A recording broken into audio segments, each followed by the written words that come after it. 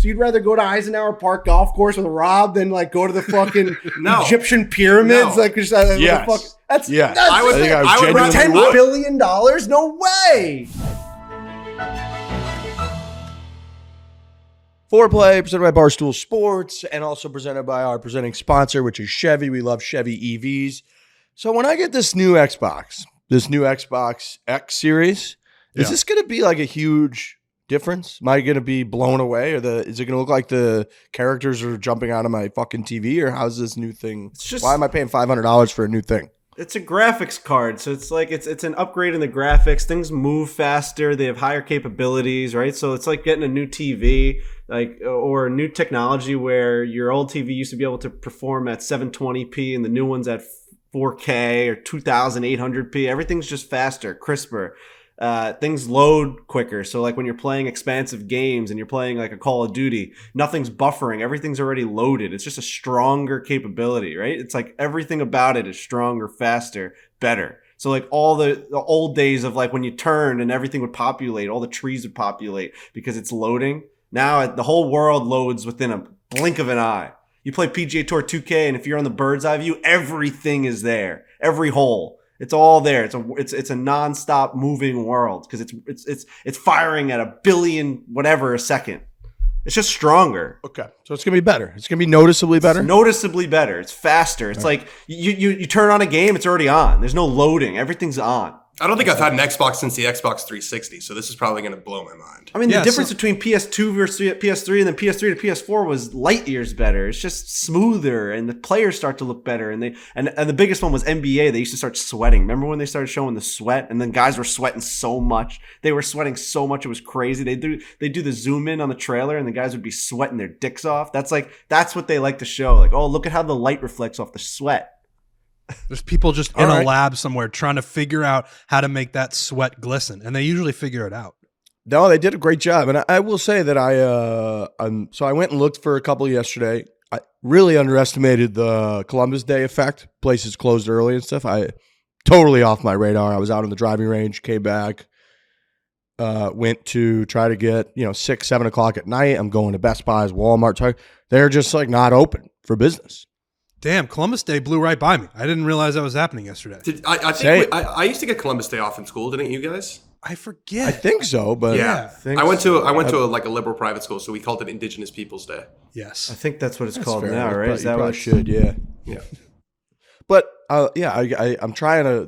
There's like, do I go? Yeah, the guy that's usually here to answer the questions about the new Xbox, he'll be back in the morning, and I'm like, what do you? It's 6 o'clock. Who like? It's 2022. What are we doing here? And they're like, it's a holiday. The hours change. I was like, oh, fuck. It's a Columbus Day. So what? Or Indigenous People Day. So what kind of look would they give a person if you went into a store like that and asked for a PS5? Would they just slap you across the face? They'd laugh, I think. I think they're all assholes in those types of places. It's like when I go to a music store and I gotta go get drumsticks or something for when we're playing these concerts. Oh my God, dude. The attitude I get from these guys. They're all cool behind the fucking counter with their long hair. Like, what do you want?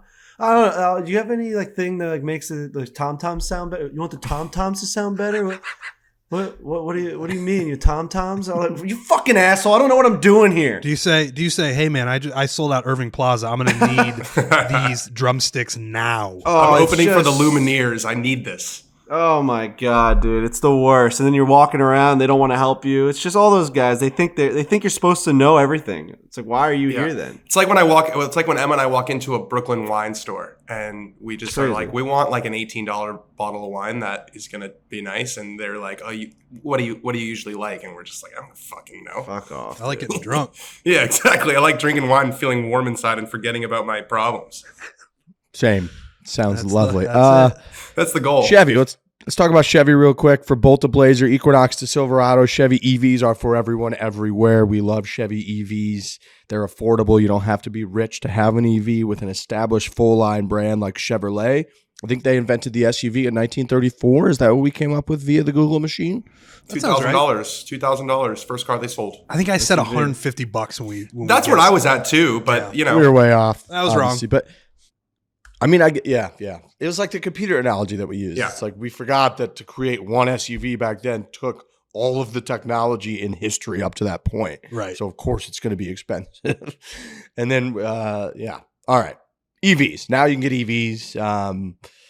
Again, they're affordable. I'm going to get a Blazer. The Blazers are old school, classic. Now they got the EV aspect to them. They got EUVs. So check them out. Get yourself a Chevy for everyone, everywhere. The Like EVs, a rock. Go, order them now. Check them out on their website. I've done it many times. Different colors, different brands. They got sport. It's great. So big shout out to Chevy. So that logo is so iconic. The bow tie is what they call it. And I was looking, how did they come up with that? And it says, while the bow tie has been present for 100 years, the details surrounding its origin are still uncertain. Ooh. Stories range from Durant. I guess this is the guy who started this thing. Kevin? No, this was not Kevin Durant. This was Joe, PGA Tour William C. Durant, the co-founder of Chevrolet in 1913. So some stories range from Durant being inspired by the wallpaper design on his Parisian, Parisian hotel. What's a Parisian hotel? Where's that? Of Paris. What? Yeah, Parisian. That's never in my life have I heard. What that. did you think someone Like from Roman? Paris? What did you think someone from Paris was called? I don't know. Are they Parisian? They're Parisian. That's fucking mind blowing. Wow. That's a good one. Parisian Checks hotel to a newspaper advertisement he saw while vacationing in Hot Springs, Vermont. All right. I thought it was more of a Jesus thing, to be honest. It sort of looks like a cross, yeah. I mean, it is a cross. It's like a low. It's like a flat. It's a cross. squatty cross. Right. I didn't think it was. Yeah. I didn't think that either, but now that I think about cross. it, Yeah, it's it's like if I were to get a gold chain with that, it would be Chevy and also a cross. So they're saying it was a Say bow if you tie turned inspired? it sideways, it's really a cross. Basically, he spotted this design cross with in that. a Parisian newspaper. He just saw it, and he's like, that would be an amazing logo for Chevrolet. And he was at the Hot Springs, and he said that this should be it. And that's been kind of debated. And this is all over the newspaper, all over the internet of how they don't know how it actually came about. Maybe our people at Chevy can give us a definitive answer. How much are you going to throw around the word Parisian now? Dude, that was pretty. I learned something there. That one, it really clicked in my head that I'll always know that Paris people are called Parisian. I didn't know that we had a name for people that lived in Paris. For some reason, I just didn't. I don't know. I just never thought of that. Paris has got it like that. Paris is like its own. Parisian. It's It its own sounds old institution. world. It is old world. It is old world because people they wouldn't say they're French. They would say they're Parisian because it sort of comes with a certain cachet. I'm watching this Roman Empire show on Netflix, by the way, and I'm a couple episodes in. It's amazing how much politics happened between the Senate and Commodus, where he was like, I want to give all these people a gift to show them that I love them for fighting in this war. And then the Senate's like, yeah, no problem. We'll take care of that. We got this. We got you, Commodus. We're going to do this. You sit back. You enjoy being the fucking emperor of Rome. You're going to sit there. We're going to do it. And then they sent it out to everyone with a note saying, here's your gift. Here's your land.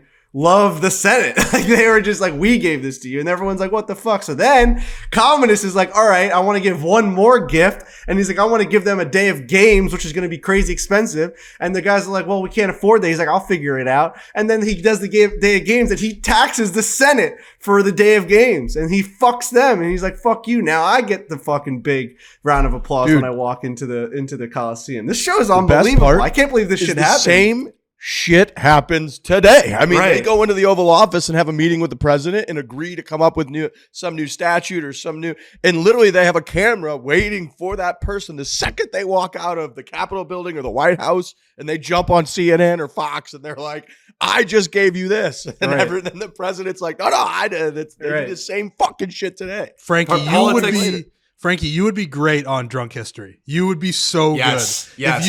If you just watch this whole series, we get you hammered drunk, and then you recite what you learned. Would be amazing. I was at Can dinner I- last night with my parents. I hadn't seen my parents in a couple of weeks. We all went to dinner. Went to this nice place, Tallulah's, actually, right around the block from me. Great spot. Trent, right in your little area. Amazing spot to eat dinner. And we're Tallulah? sitting there. Tallulah, it's called. It's a great little restaurant. And we're sitting there, and we're having conversations about whatever they're fucking talking about. Me being as a little kid, I hate when we talk about like, oh, you used to do this when you're a kid. I'm like, I don't care about what I used to do, right? I just can't talk about that stuff. So then I'm like, why don't we talk about Rome? And everyone's like, what is this kid even talking? They thought I was on drugs. They thought I was taking like fucking mushrooms or something. Cause I'm like, you guys don't even understand what Rome was. I'm like, they had 1 million people in this city. It was a metropolis. It was the first major city in the world. They had 1 million people going through like high rises and fucking apartment buildings and condos. And people were renting. I was doing research. People were like renting land to people. It was like the first Airbnbs. Like you could like go into the city and like rent someone's house out. This fucking place they were so close to like the Industrial Revolution. They were almost there. And everyone's like, we don't care. Like no one can, you know what's amazing? When we talk about history, it almost makes people nervous. Like they don't want to talk about that was 2,000 years ago. They're like, they can't even comprehend like history, and they can't comprehend how long ago that was. I'm like, I looked at my dad, I'm like, people were walking around a city like me and you talking about like sports. Like, yeah, and they were like selling things out of the window. No, we talked about this a lot, how like the Romans were so close, and we went backwards for like 1,500, 1,600 years. The Romans were really close to the life that we're living. They had running water. They had irrigation to faraway lands. They were an absolutely unbelievable culture. Dude, it really is. We talked about it in Myrtle a little bit, where if you say you put like a timeline on your wall and you just threw a dart and wherever it landed, you looked up that year, there's a bunch of shit going on. It's a little scary to think about. Now the Romans huge shit happening. Now the Romans are super interesting, right? Because they got the empire and they were so dominant and they figured out all this different stuff. But like this type of stuff, with the Senate and the emperor or the dictator, whoever, it's just always been going on. We're just on top of the pile right now. Do you think that there was a foreplay podcast in the Roman emperor? And by that, I mean, was there like a group of guys who, I don't know if it was some sort of gladiatorial game. I don't know if it was throwing sticks. Were there 4 guys who were like doing it and they were really funny and amazing and good looking and people loved them? Do you think there was a foreplay pod back then? They did this stuff. You know what they did? They did this shit in the form of plays. Like they literally so there was a foreplay podcast play. I think so. I think there was a that was like they would reenact and they would do funny interpretations on current events with the Senate versus Right, they do that in Thrones all the time where they're making fun of like the girls for banging her. And I think that's literally what they did. They had like a troupe of funny motherfuckers that were actors that would do this shit and get a bunch of people would throw money at him or pay him to go to the show or whatever. Like that was the version of us. People didn't have iPhones to put on their podcast. It would be like otherwise they'd be huge. It would be like Trentius and Rigson and Danielson. It does make you realize that stuff doesn't change that much. Now, obviously, technologically, things change all the time. But like sports, entertainment, like gossip, all that shit is the same. It's just that we can watch them on our TVs and they got to go to a play. But the same shit is going on.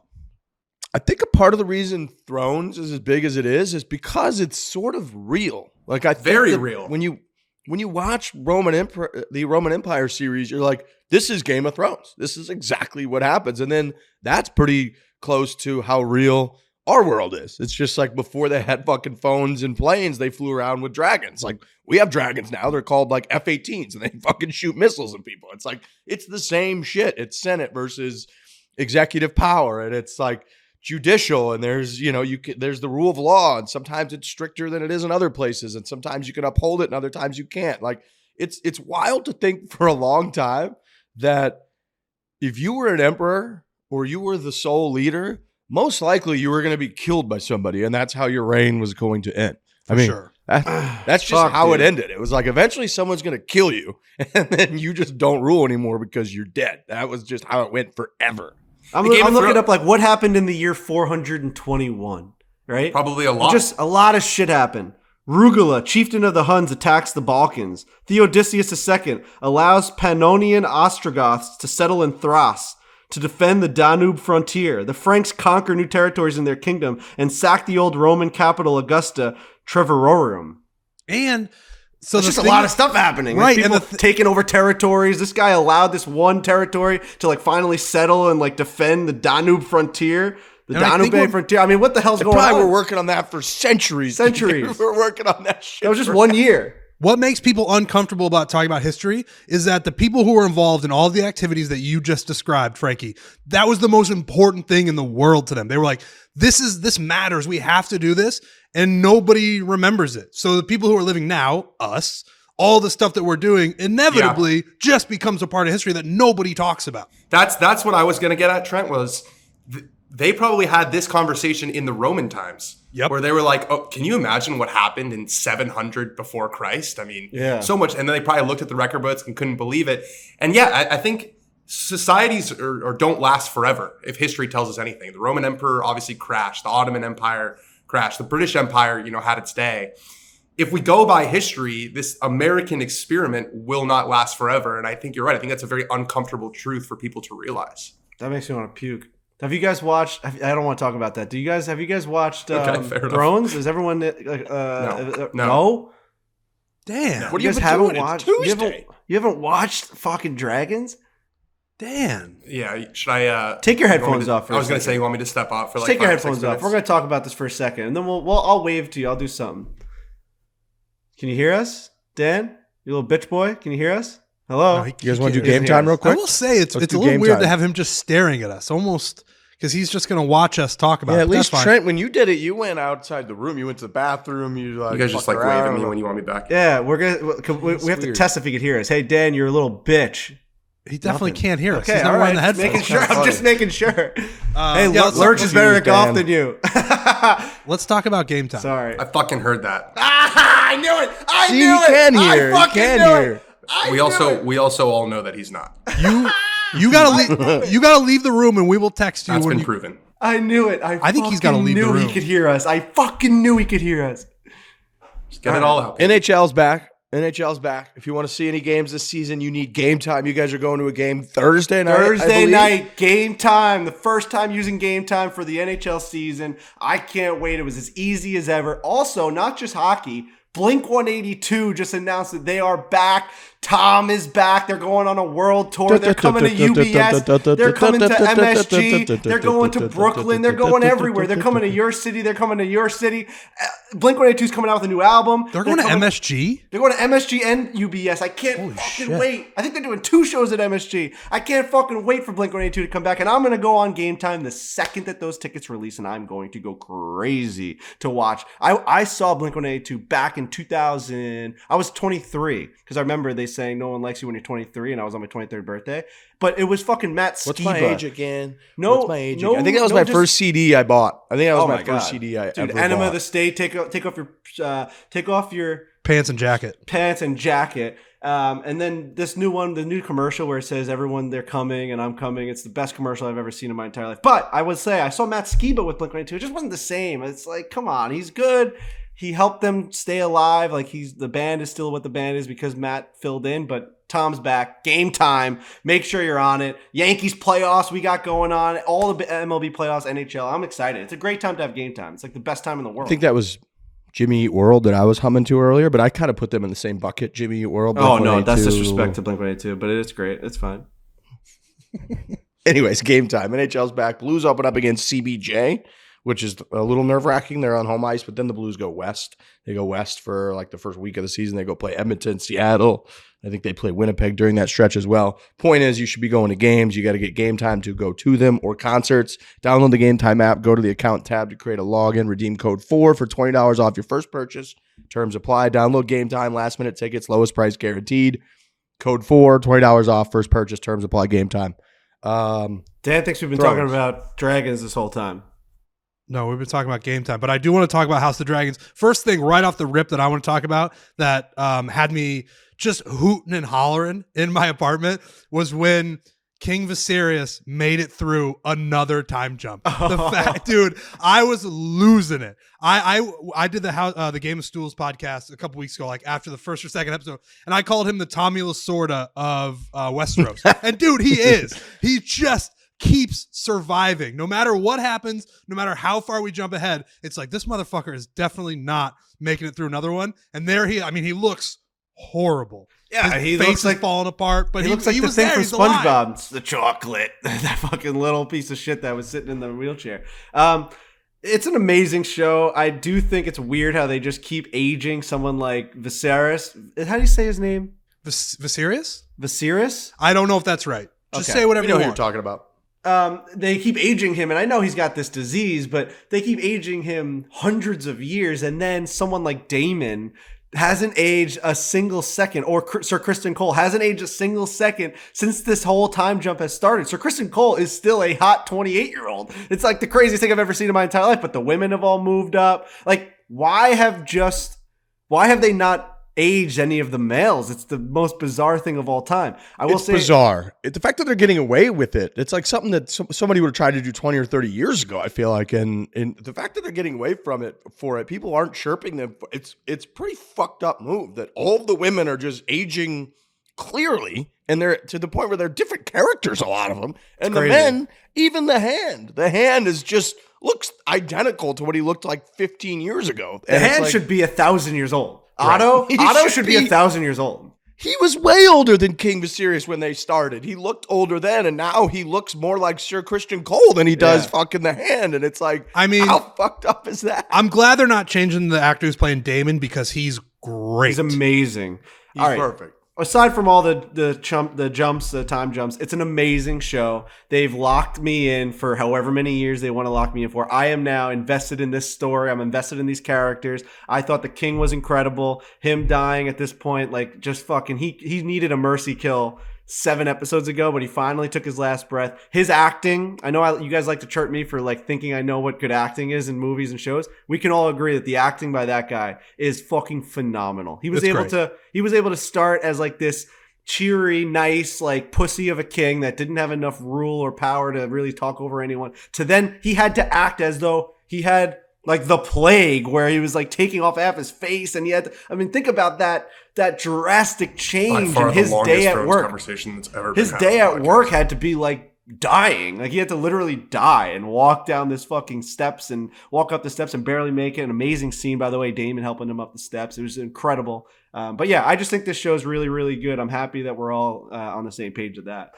Yeah, I was nervous about the time jumps initially. Like, I found out about it when I was doing the Game of Stools podcast, and I didn't like the idea of it just because it's so opposite of the way that the original Thrones worked. Thrones originally was like, you're going to be with us every single step of the way. Tyrion's going to travel across this huge continent and ocean, and you are going to watch it the entire time. They didn't just jump. At the end a little bit, they started jumping around, and people didn't like it. But with this new show, they've now done 3 time jumps, and I've been okay with it. And I think the reasoning is like, we're trying to get to a point, and I don't know how many seasons this show is going to go, but I would imagine they're in it for the long haul. And this first season is a lot of setup. Now, we get a lot of violence and a lot of crazy shit. Damon chopping off half that guy's head was fucking unbelievable. Mm-hmm. We're getting a lot of setup and a lot of information, but I think once we hit a certain point, I think we might be there with the age of the characters and the time frame. Like, now we're just going to go. Like, the 2nd, 3rd, 4th season is just going to be all this crazy shit. So the time jumps, I think, were necessary to get us to the point. I hope they don't, like, are they going to keep doing time jumps, you think, or are we pretty much done? I think they're going to keep doing them. I'd be surprised. Yeah. There's been no clear rhyme or reason to them. Like, they didn't do any for the first 4 or 5, and then they did a couple shows where they're in the same period, and then they jump again. So I don't really mind that. I think they do a good job of putting little hints in there where you realize pretty quickly, how much you've jumped and what the situation is. Right. The kids are a problem. The kids are just a fucking problem. It's almost like it's almost like they have an illegal, chaotic tool that they can use, the writers of the show, which is just children. Like, children are clearly unpredictable. Yep. It can't handle their emotions. It can't think rationally through things. So it's like everyone's coming together at this dinner. It's nice. You can see they're putting some of their differences aside, and they're understanding that in this moment in his family, it's more important than ripping each other apart. But not to children, it isn't. The kids just fucking hate each other. Hate each other. And so now they're going to fucking just, it's chaos. It's pure chaos whenever they're in there, and that's like, they've just got a cheat code when it comes to writing the show of like, anytime you want there to be unpredictable chaos, these kids, anything could happen with these kids do bring a level of anxiety that adults just can't, because like in this show, everybody knows that Rhaenyra's kids are bastards. Everybody knows. And it's the thing that you can't talk about. If you talk about it, Damon's going to split your skull in half. But kids, they use it as a tool because they're just like, I don't care. I'm just going to try to piss off these other kids that I hate. So when Aemon or Aegon, the guy with one eye. I think it's Aemon. Yep. No, it's Aegon, I think. All right, well, whoever that guy is, like when he's giving that speech at the dinner, I like want to throw up because I know they've gotten through most of the dinner. Rhaenyra's been nice to Alicent. Alicent's been nice to Rhaenyra, just probably to show face in front of Viserys. But it's like, all right, let's just take the foot off the pedal for a little bit and let's all have a nice dinner. And then that fucking one-eyed kid stands up and you're like, don't say the word strong more than once. Maybe don't even say it once. And he keeps saying it. And all hell breaks loose. And it's the kid who they cast for the one-eyed kid. That's another great casting. Like, yeah, he looks like Daemon. He looks like Daemon, but he's got like he's got some edge to him, and he's still just got one eye. The eye didn't come back, and he's just a little fucker, and they're all little fuckers. And all these kids are gonna grow up, no matter what happens with Rhaenyra and Alicent. Viserys is dead, but once like this rivalry is gonna last forever. The fight for power is gonna last forever, and we're gonna get to watch it. I love this show as well.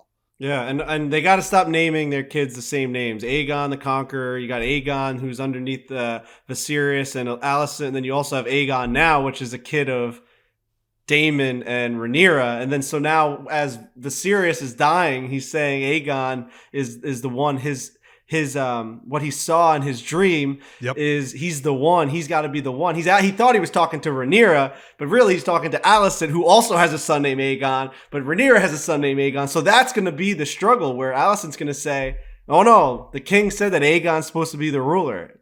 But which Aegon was he talking about? That's what our path is leading towards, the two Aegons going at each other, which is fucking awesome.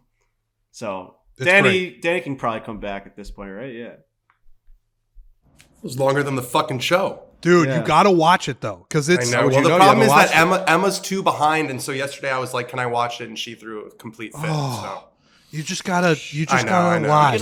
Here's my advice: you just gotta lie and watch it, so we can watch it again. Okay, fair enough. Yeah, well, I'm definitely never doing that again. I never felt dumber than sitting there. So yeah, no, it's amazing. So yeah, I saw some tweets that are like, it's the rare show that starts off, okay, sort of mediocre, and just starts hitting its stride in the middle of the season. Usually when a show starts off, it's okay. It's not, you usually use your best material in the first, but I guess they knew that people were going to watch throughout no matter what. So they had the confidence to not just completely blow their load in the first episode. And it sounds like it's just improving. It's a show that's going to be around for the next couple of years, and it's going to be the thing people are talking about, which is there's nothing better than having a show like that captivates pretty much everybody, who pays attention to those types of things. It's the best, like Breaking Bad, Sopranos, the original Thrones. Like, it's really a fun thing to have in the culture that everybody talks about. I don't get how people don't watch it. Like, even if you don't like it, you have to watch it. Like, it's cultural capital. You can't, even somebody, when somebody answers no, that they're not familiar with the show, they always give you the sigh, like, no. And you're like, well, you can just avoid that and just fucking watch it. Like, it's really. Yeah, it's like, I'll promise you'll like it. They just make it for your entertainment purpose. There's nothing bad about it. Even if you don't like it, you have to watch it. You just got to watch it. It's like, you can't. It's not like an instructional work video. Exactly. You're going to enjoy it. There's no quiz at the end. Right. I mean, the quiz is society. Because people are going to be like, have you watched it? And you're going to be like, no, and you failed the quiz. But it's more fun than a job instructional video. Well, there's weird people out there that don't like like fantasy shows. They like to watch the same show. Like my buddy Rob, that freak Rob, doesn't like to watch the dragons and Harry Potter with his wand. And he's like, he can't understand all the fairies flying around. He doesn't want to. He wants to watch Rudy, because he knows it's like a real story, and he wants to watch Miracle on Ice. He wants to watch like The Wolf of Wall Street because he knows like that's a story that happened, something real. He likes that stuff. He doesn't like the fairies flying down. What is it, Miss Marvel? That's the way he talks about it. With his hands all over, Miss Marvel flying around, shooting stuff out of her eyes. Like that argument isn't really like that though. I feel like apart from the dragons, it's really not that crazy. Right. Well, Harry Potter always pissed me off because there was a curse or a spell to just kill someone. So it just feels like all the other spells were pretty redundant at that point. Like one of the guys could just say Avada Kedavra and then the other guy would be dead. It's like, what are we doing here? Why are you doing all these other spells? Well, it's like, like you could like shoot someone in the head also. You know what I mean? Like it's basically. I just felt like Harry Potter would contradict itself with all of the magic. Whereas Thrones, you've got this nuclear weapon that looms in the background, and that's it.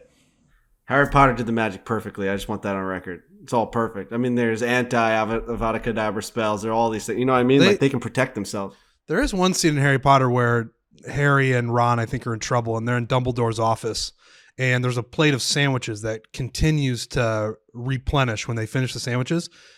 I think they could have thrown that, the world hunger away, and we could have moved on from a lot of this stuff. But they kept that for themselves, which I didn't appreciate. There's a lot they kept for themselves. Did you ever see that?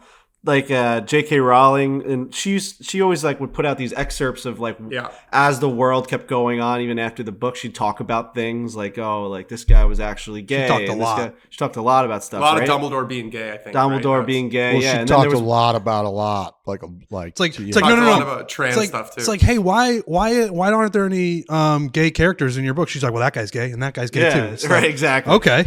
All right. She's just points her wand at him, gay, and it's like. But honestly, aside from that, she never should have talked about any of it. She wrote the book as the book was written, and then she never should have answered to anybody asking questions why is this not? The book was just what the book was. That's the one. She shouldn't have answered any questions ever. I would just write the book, and that's it. It is what it is. It's like enjoy your $1 billion. Right. It's the second best-selling book series after the Bible, I think. Is that right? She succumbed to the mob of being Bible's you don't have enough. People buy that. She succumbed to the mob, and then she got herself in 10 times more trouble. Which it's a all-time biggest drop of all time. But she at one point was like, oh, in the year whatever, they actually added toilets to Hogwarts, and everyone was like, well, what did they do before that? She's like, they would actually just defecate where they were and then clean it up with the wand. They would just they'd shit on the floor in Hogwarts, and then they would all just whoosh it away and make it disappear. It's like, why did you have to add that now? So before toilets, they were just shitting all over the place. There was no problem. They would just clean it up. Just like horses, when you go up in Amish country and there's shit all over the road. But you could just make it disappear with your wands. But if you were just a little shithead, no pun intended, you could just shit on the floor and then just not make it go away and be like, wait, Riggs and Trent, you guys probably remember when the Harry Potter books were coming out. Do you? Yeah. Was it was it the craziest thing? Was it kind of like Game of Thrones where everyone was reading them, and if you were a kid in elementary school and you didn't read the Harry Potter book, you kind of couldn't sit around the lunch table? It just took over, man. It just took over. Social media was not around at that point. I don't think so. But it was just I'm sitting around a fire listening to Grandpa talk. Talk to us about the old days. You just had to read it. I remember reading Sorcerer's Stone, I believe is the first one. Mm-hmm. You just had to read them because it was similar to that, where it's it was just a phenomenon I had never ever seen before, and it was all books, and people were going crazy for it. It was really something. The first book is actually Philosopher's Stone, but they actually changed it to Sorcerer's Stone because they didn't think Americans would like the word philosopher. I did know that. We're too dumb for philosophy. Yeah, definitely. I remember the final book. I remember waiting in line for 3 hours at midnight to get it, and then reading it before noon on the next holy shit. Arrived the next day. Dude, I remember when the last book came out, my buddy Mark is really into Harry Potter. He also listens to the show, so he's probably going to hear this. But we went on a buddy's trip. What up, Mark? Shout out to Mark. It's my dad's name too. Mark. We went on a buddy trip, a road trip. We maybe going to the Wisconsin Dells or something very Midwest. And it's fun because we're all just hanging out in a car, bullshitting, whatever. And he refused to participate in the conversation of the car because he just bought the book and read it the entire time. It just gives me a headache just thinking about it. Yeah, he's not a guy who gets a headache when he reads in the car. And he was just reading it the whole time. And we're trying to have a good time, and he's like, I just got to read this Harry Potter book. So it was, it was crazy. Have you guys ever listened to Harry Potter on tape?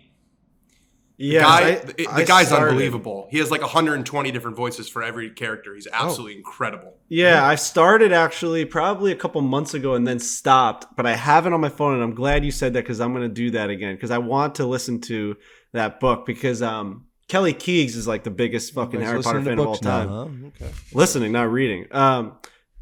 Kelly Keegs says she goes to sleep listening to Harry Potter. She's read it and listened to it over 1,000 times. She knows everything about Harry Potter. Everything. All right, yeah, this was a nice little fantasy world talk. You guys like Lord of the Rings? Are you guys into Lord of the Rings? Not as much. Oh yeah, I like them. Yeah, you've been watching the new. There's a new show on Prime, isn't there, Riggs? I haven't been watching it. I remember. Let's see. I read The Hobbit. That was a 4th grade read that we had to do, and then after we read The Hobbit, I remember our teacher being like, now this is sort of an entry point into this whole world called Lord of the Rings. And I started the first book Again, this is whatever grade it was. Maybe it's 6th, 7th grade. I don't really know. But then that was around the time that the movies started to come out. And so I was like, well, I'm going to watch the fucking movies. And so I never read the rest of the Lord of the Rings. I just got really into the movies. And so I think I stopped at the movies. I think like I never really got into any spinoffs. I don't even know how many spinoffs there are at this point. But that world too that world is so detailed, and his whole background and how he wrote. It's a little bit like George Lucas, where he kind of had the whole history before he even wrote the actual, he knew the history and the encyclopedia behind it, kept an encyclopedia. That world you can really get lost in as well. So it's a whole nother deal. It's, it's like fucking God. You got thrones, you got dragons, you got Harry Potter, you got so many fictional worlds you're trying to live in. I don't know that you can handle all. I genuinely don't understand the brain of the people who write those books, like the Tolkiens, the Rowlings, the George R. Martins. Like they just have a world, an entire deep world in their head. Like I wake up in the morning, I'm like, what am I going to have for breakfast? And they're like, I got to get this shit down. I got to write this shit down and create this entire world that the whole world's going to love. Names are crazy to me. How do you come up with that many names? Names are so important. Names are so identifiable. You're literally putting a word on that character that could, in theory, take over millions, billions of people's brains. That name, people can't even name their own child without it taking months of like battling back and forth. Now you're gonna name hundreds of characters, and you got to come up with stuff that's pretty much never been heard of, like Targaryen and Daenerys Harry Potter and like Viserys. Voldemort, like. What are we talking about? You're just inventing those names? What? It's crazy. Perfect. Like Harry Potter and Voldemort is like the perfect names of all time. And all the Targaryen names are like Viserys and Aerys and Daenerys. But I think he has a little bit of an easier go at that because you can make it whatever the fuck you want. It's like half the names are insanity. Like Daenerys Targaryen, we just like that because we like the show. That's a ridiculous name that like we're like, oh yeah, that just makes sense for that world. You know what I mean? Like. It took me like 2 months to learn how to say that when Thrones came out. I still don't know how to say Viserys' that name at somebody that doesn't watch the show to be like, fuck you, that's why I don't watch your show. Like I'm not like that's not a real. But I do know if I had sat down and been like, I'm gonna write a fantasy world, my guy would be like, Jim Smith was sitting on a hill. And he's like, fuck, man. Like I suck at this. Tom Jones. Yeah. I just fucking suck at this. Those people are way better at it than me. It'd be hard. That sounds like the beginning of a really good book. Rick's what was it? Rick Smith is sitting on a hill. Jim Smith is sitting on a hill. I'm hooked, man. I don't think I'm done. I'm not putting that book down. I'll get to work on it. I'll let you guys know when I got a rough copy. How do you get on this hill? I gotta figure it out. We gotta figure out what this guy does. What's going on with Jim Smith on that hill, dude? We got a hit on our hands, you think? Do you think we got a hit? I think so, dude. Oh boy. Another fictional but also real world that looks incredibly real, even more real than it's ever looked. 2K. We got the new 2K golf coming out. A game that this crew right here that you're listening to, watching perhaps on YouTube, clearly obsessed with PGA Tour 2K to the point where you guys are doing hole-in-one challenges for like 12 hours straight. We're doing them again. You can now buy PGA Tour 2K23 today at PGAtour.2K.com. PGA Tour 2K23. More golf, more game. All kinds of male and female professional golfers, including Tiger Woods in online and local play. You got Tiger, Colin, Zalatoris, Steph Curry, all kinds of phenomenal stuff coming. Michael Jordan is in this golf game. I mean, they've got Top Golf in the game. They've got obviously like all the old school things like Divot Derby. You can create your own golf course. I'm excited about all that stuff. I can't wait to play match play. I cannot wait to play online. I can't wait to get Butters Bay back in there. I think we're going into the office today. We're getting our Xbox. We're getting our codes.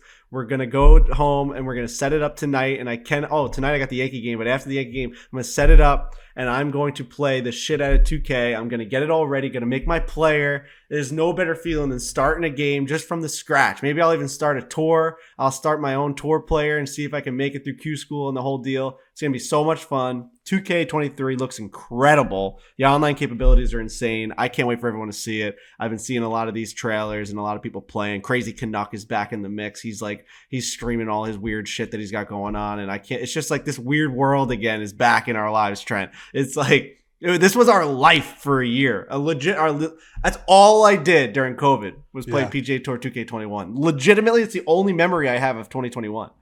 Do we think that Tiger has a limp in the game? Oh God, Danny, come on, man. No. It's a glitch. Sure if so, it'd be a glitch. There's no way. He's just Tiger Woods, as if the accident never happened. He's healthy as can be. Yeah, he's Tiger Woods. So. Like, do his powers diminish as the round wears on? Like, how? Nope. No. Okay. So we're just living in an alternate universe where Tiger's just... It's video game. The game's incredibly realistic. So realistic that Tiger Woods is perfect and is going to hit perfect golf shots, which is what Tiger Woods does, which is why he's Tiger Woods. Who broke down Tiger Woods' swing today? Was it Brandel on Twitter? Yeah, Brandel loved it. Oh! You love that, Riggs. I saw your tweet where you were like, talk to me, Brandel. Kidding me, dude? Are you kidding me? He's talking about the width and the swing. Brandel put some a bunch of Instagram screenshots and little captions about Tiger's swing and basically said he looks perfect. Because Tiger went to that Tiger Foundation thing at the Hay the other day, and he was hitting balls on the range. It was actually really funny. The MC at this thing, did you guys watch the video where he roasted that drive? The MC at this thing's like, and that maybe at the end, Tiger will even stick around and take some photos. And as he said that, Tiger ripped a driver, not even listening to the guy, just ripped like a fucking baby draw right in his face. Like everyone was like, whoa. And he's like, everyone forgot that this guy basically just whored up Tiger to take photos at this foundation event. Buy PGA Tour 2K23 today at pgatour.2k.com. PGA Tour 2K23, more golf, more game. I'm going to go buy my Xbox today, and I'm going to get that game immediately. Brandel Chambly on Instagram, front of the program. Tiger looking great at an exhibition at Spyglass today. Tremendous width, shoulder turn in the backswing, legendary separation and squat in transition, and left leg extension through impact. Doesn't look like a 46-year-old who had a life-threatening injury just a short time ago. Bicep emoji, fire emoji. Get this guy in a cart. If he's still technically sound to the point where Brandel Chambly, the pinnacle of golf swings on Twitter and geopolitics, and if this guy's saying that Tiger Woods is back to legendary form when it comes to his swing, we got to get this guy legendary separation / squat in transition. Tiger Woods needs to be in a golf cart because he's going to win multiple majors in a golf cart. His swing is legendary again. Everything else about it means nothing. Just swing. Legendary. I remember watching him the first couple of days, what we were talking about on the podcast before this, at Southern Hills when you guys hung out with him that same day. I couldn't believe how good he looked, how well he was hitting the ball. Oh. He has 9 lives when it comes to golf. I mean, he could put his right hand in a blender and he'd still have legendary separation in transition. He's unbelievable. I'm really starting to trend to Frankie's side of like, I just want the man in a cart. Just golf. That's all you're supposed to do in life is just golf. Just golf. He's never gonna do it. I think he's gonna do it. I think that media and like the world giving up too quickly on the caddy carrying him thing. Everything's gonna. The world is just gonna. We really brushed that aside quickly. Yeah, we need a no-brainer. We need to create a device where the clubs go on the front and the human goes on the back, because the only way you could really do it on the back, dude. Yeah, like a little chair that rolls down and rolls up, like a mom going to a farmer's market on a Saturday. Just By the way, exactly. I love Joey LaCava more than some family members, and we did that man dirty on that graphic today on the Foreplay Twitter photo. Like we made him Hodor, and he just looks huge. It's just like, I don't know what we did with that graphic, but that made me kind of chuckle and also feel bad because I know Joey doesn't deserve that. But that is what we're going for. We need a giant person, right? We need somebody. Ideally, if Riggs' dream is to come true, that's what we need. Fruition. There's got to be someone out there who's physically capable of it who would do it. Well, for sure. Yeah, I'm saying there's a couple things. Retirement and just come. Yeah, there's a couple things that are true. The guy won't take a golf cart. The guy can't walk, but the guy has a human out there that's on his team. Why doesn't that human just carry him? It settles everything. Public perception of this whole thing and just like the vibes around this entire injury, they're going to start moving him towards just taking the cart. I think a lot of people in the media are going to start suggesting it. I think a lot of his fans are going to start calling for it. I think people in his inner circle are like, Tiger, you're there, man. Let's just do it. Just take the ego away. Nota Begay is going to be like, you can do this. And it's just going to happen. Something's going to happen over the next couple of years where he's going to be like, I want my kid to watch me fucking wear a green jacket one more time. I want to play in the same Masters as Charlie Woods, and if I have to take a cart, then I have to take a cart.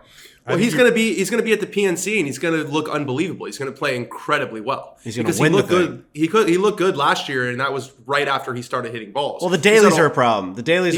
Yeah, but when Thomases are a problem. Aside from that, Charlie's a man now. Charlie's a man now with really large hands, so he's got a lot of speed. I think he's gonna look incredible. At the father-son because he's riding in a cart and because it's dead flat. So I think maybe he shoots like 62 on his own ball and he's like, oh my God, I could do some serious damage in a cart here. Was the video that came out real? I showed it to Frankie and Lurch when we were at the airport leaving Big Cedar of Tiger and Charlie out in the rain practicing. Did you guys see that? No. I mean, like ESPN put it up and all these I saw that. I think it's real. It was downpouring at the range, and Tiger is under an umbrella. You can't even see Tiger, really. He's just under an umbrella, and you know that it's Tiger. And Charlie's out there hitting balls in a monsoon. And it's a really interesting video. And we've talked a lot about, what's Charlie going to do? Make his own choices. If you like soccer in a year, play soccer. And then you see this video that is reminiscent of another father in the golf world.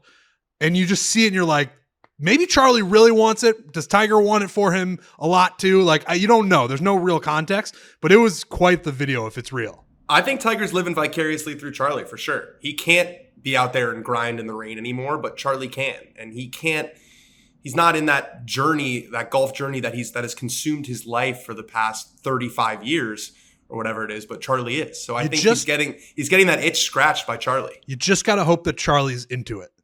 He is. He clearly seems to be, and Tiger's a good enough father, I think, and he understands, and Erica understands that this all has to come from Charlie, and they're good parents. I really do believe that, and so I think if Charlie ever brushed us, didn't want to do it or said I'd rather do this or that, I think they would let him do it in a heartbeat. I don't think this is Tiger imposing himself on Charlie.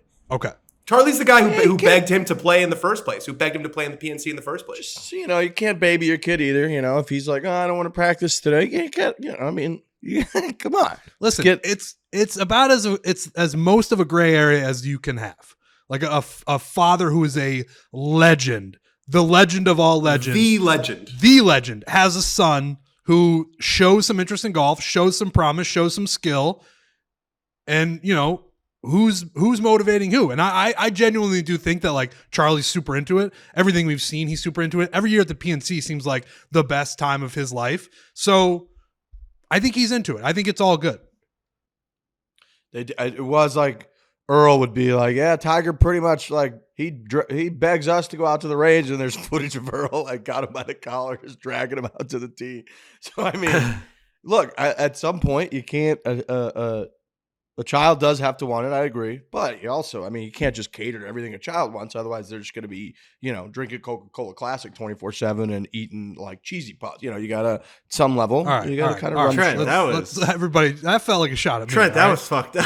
I worked out this morning, all right? I've worked out 2 days in a row now. There's only one guy in this podcast who's worked out 2 days in a row. Right. I said it off mic, and I was trying to figure out a way to fit it in, but I have now worked out 2 days in a row. I did 30 push-ups 2 days in a row. Is that a workout?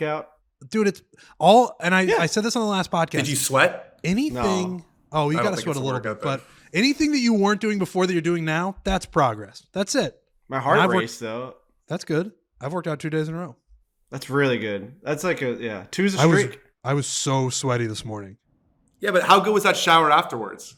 No, it's great. And I'm actually to the point now where like if I keep doing it, I think it's only going to get better and easier because I got the first 2 days out of the way. So I know what it's going to feel like. Took over the internet with the elliptical gang, man. That was crazy. I lost a shit ton of weight and then I gained it all back. You took over the internet. You had T-shirts. You were on an elliptical every day, dude. At that point I weighed at the lightest I was with that. I was 217, and that's just. What are you now? If you don't mind me asking. 245.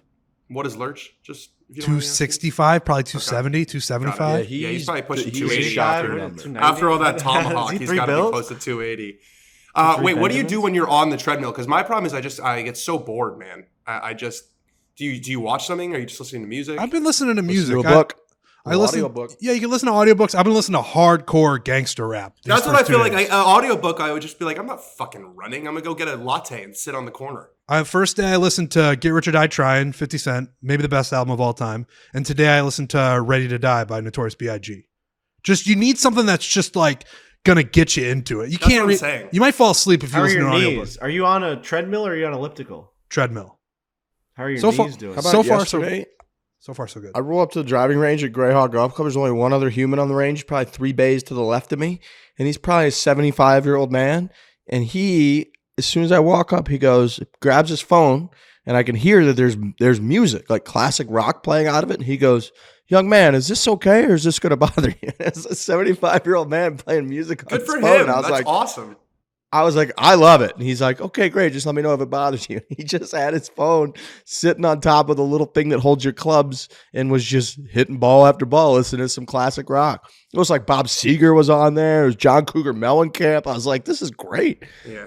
I've That's been epic. I've been trying to get into Pink Floyd, and I don't know what's going on. Really? Yeah, it doesn't feel like linear songs to me. You know, I've been listening to linear songs my entire life, and I want to get more into like I've been getting more into Jimi Hendrix, Some and jam sessions. Led Zeppelin, like shit like that. It's good, and then you throw on Pink Floyd, and you're like, I don't know what this is. You got to fall in love with the music as opposed to anything else. Like the actual instruments, like Pink Floyd is a jam band. Like they are gonna jam together. You got to real you got to quick. pick. So everybody look real. We're gonna do what? Oh, all right. You take the photo It's yet? supposed to be real. All There right. you go. I'm stuck. fuck. It's just My like those block's those screen long with my guitar, microphone. You those can't long see. guitar All right, holds. Mike Portnoy. Those long guitar holds and the fucking drums kicking in and just like the deep, you just know that when they play live, it was the loudest shit ever. It's just like, that's what you got to fall in love with the Pink Floyd. You know, it's not about like the choruses and the hooks and stuff like that. I want to be clear that I'm not out on Pink Floyd. I'm not trying to be negative about it. Like I'm not being like, why do people like Pink Floyd? Like I'm pretty interested in it, and it's there anybody in there? there are cool parts of it. Like I there's definitely songs like "Breathe in the Air" is a great song to me. But there's just some songs where I'm just like, boy, I don't totally know what's going on. But I'm gonna keep trying because I do think there's something there. There's definitely something there. It's one of the most famous bands of all time. Yeah. There's a lot in there. You guys are you guys trying any new music these days, or are you guys just kind of keeping it pretty standard? I try new music every day. Yeah, I listen to a lot of Latin music these days. Interesting. Wow. Yeah, I'm a big Bad Bunny guy. Latin? Yeah. Mm-hmm. Okay. Not exactly golf course vibes. I will say you put it on the golf course and it's definitely a little strange, but Doesn't matter. Doesn't have to be this. It makes me feel good. I don't know, man. It makes me want to dance. It makes me feel myself a little bit. I'll That's look all at it takes. my recent music on Spotify was the Tom, Mark, and Travis show. Mark, Tom, and Travis show. Is that what it is? Yep, that's what it is. It's the live album from 1999, Blink-182. I listened to that this morning. So good, just to get myself back into that fucking grind. I've been listening to Future Birds as a band. Oh, you told me about those. Yep, About really them. good. I've been listening to the DMAs a lot. I've been getting back into Green Day, just old school, like beginning of their creation Green Day. They're so fucking Green punk. Day's It's fantastic. crazy. You ever see the musical American Idiot? No. Oh, you should see it. You should really, really see it. It's about that album. They sing all the songs on that album and kind of tell the story of like Jesus of Suburbia. It's really, really cool. I've been listening. You would really to like that. Paramore, because they're coming back out. They're coming together. They're starting a tour, which I saw Game Time. Paramore tickets at the Beacon Theater are going for like $1,800 just to get into the building. Whoa. Bro, they're a band that when they come around and they get together, their fan base is fucking insane. That's you can't even get in. Haley what? Haley Williams. Yeah. Robbie Fox loves Paramore. Oh, he'll be You there guys for know sure. this Spotify feature where they just create a new playlist for you every day with the No, wild, is that new? What's it? MB from our team, she's a bigger role now. She works with Hank on fucking branding and production, and MB's the best. And anyway, she sent me this link, and then once you get this link or you find it for the first time, then every day on your like recommended, it hits you with a new playlist, and they have hilarious names. I don't know if they got to be just the algorithm, but this one says Country Love Backroads Tuesday. There you go. And then they do that every day and pretty much like multiple times a day. So if I look at this in the afternoon, it'll be a totally different one that it might be like Tuesday afternoon, chill, acoustic 70s or something. And it's like just shit that you like. It's fantastic. Interesting. I have. This is kind of embarrassing. I have one on mine that says "Moody Sad Mix." Oh, Danny, it's just like a lot of Bon Iver and like old Drake. No, you get those. I get those too. Like sometimes they'll throw the word grief in there, and you're like, "Oh God!" Like, it's something I don't know about.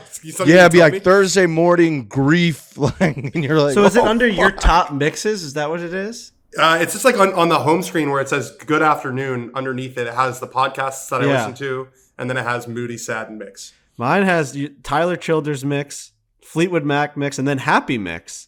The Beatles, Taylor Swift, and Lizzo. You're happy, and I'm moody and sad. So. Yeah, I've got All About Kendrick, which is just a bunch of Kendrick Lamar music.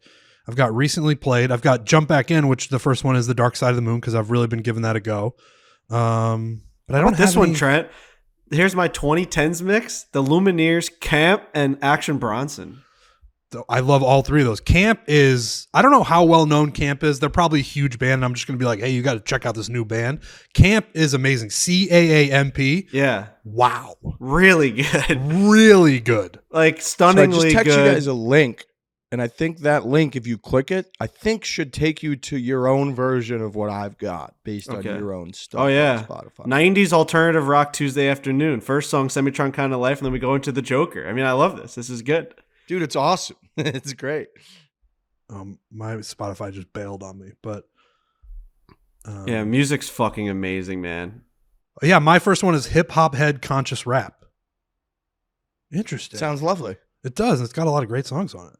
And then I think you can, if you get one that you really, really like, you can like favorite and download that playlist, and then you just have access to it. So basically, this curates like what you've been listening to then into like an album, because obviously I've been listening to a lot of alternative rock because Blink-182's back and like pop punk. Yeah, basically, you know, it like TikToks your music choices kind of. Wow. I've been trying to stay off TikTok. When we travel, I'm able to stay away from it, but when I'm at home and I'm like getting ready to go to bed, I'll just be laying in bed watching TikToks. Yeah, that's what Emma does. She doesn't even want to watch TV before bed anymore. She just wants to sit on her phone for 15 minutes and watch TikTok. I'm in the same boat. Yeah.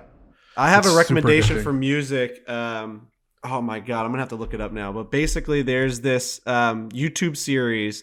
Sit down on your couch, put on YouTube after you watch Fore play golf videos. Also subscribe to our page. We have to start saying that. So here's a call to action. You got to go subscribe to the Fore play YouTube. We're like the only YouTube brand in all of golf that doesn't ask people to go subscribe to their channel. So like everything's pretty strategy. Natural. Just go hit subscribe on that thing.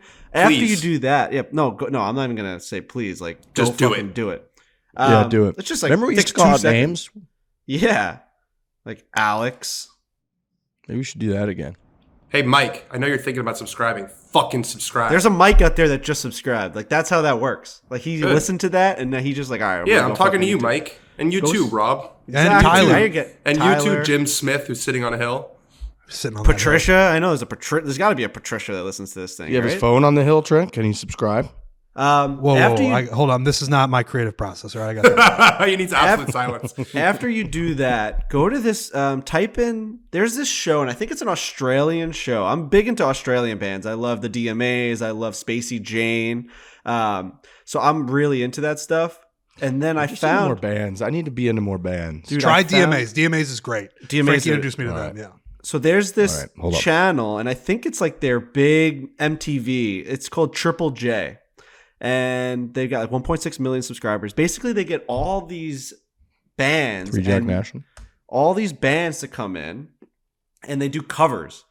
And that's how I found the DMAs. Was the DMAs did a cover of Cher, and I was like, "Who's this guy singing this? Do you believe in love after love song? Like this is the best thing I've ever seen in my entire life." And if you ever sit down on the couch and you watch Triple J and you just go to their covers section, it says "Like a Version" is what it's called. It is like one of the best watches ever.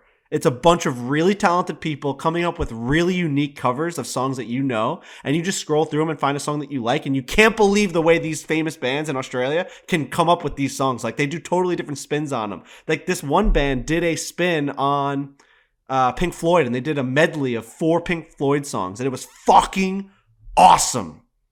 Okay. Triple J. Triple J, like a version. Like a version. Like a version. Covers. Okay. Just watch them. Sit there all day on your couch and just watch them. That's a good recommendation. You got some BioLite there? You see I'm drinking here? Yeah. Oh, yeah. Liquid IV in there. Liquid is IV in a bottle. IV in a bottle, baby. This is a little BioLite action. I got the tropical version here. Electrolyte supplement. If you want to get hydrated. Look at this little, I never even really noticed this little chart that they got on the back.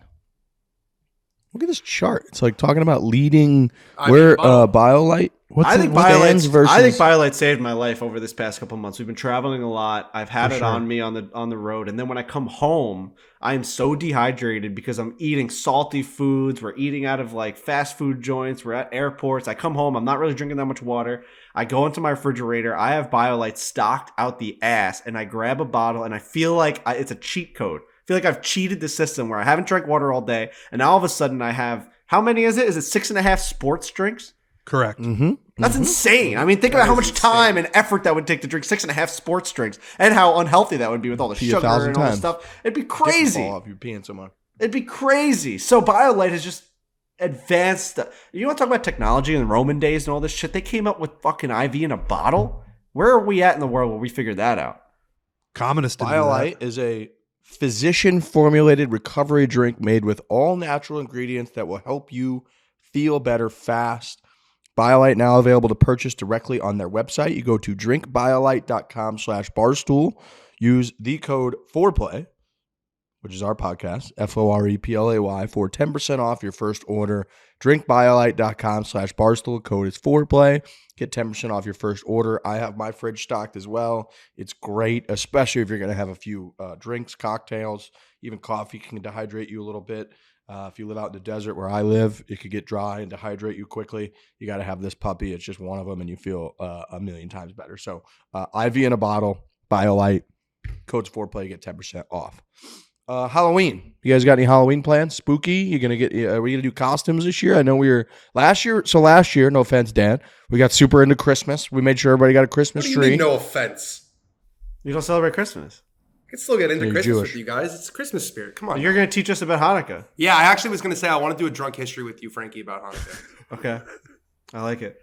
That'd be so I will say, here's the thing about, like, I don't get into the, like, everyone has their own things about, like, the religious part of all of this stuff, but I get into just the season, like, on this podcast. You know what I mean? It's the season of Christmas. So if we can keep it... Pine cones that smell real nice. Exactly. That's the lights. I actually have a guy from this light company that came to Borelli's last year during the Islanders run 2 years ago. Hold on. I got to sneeze, dude. Oh, shit. What the fuck was that? You all right? Jesus.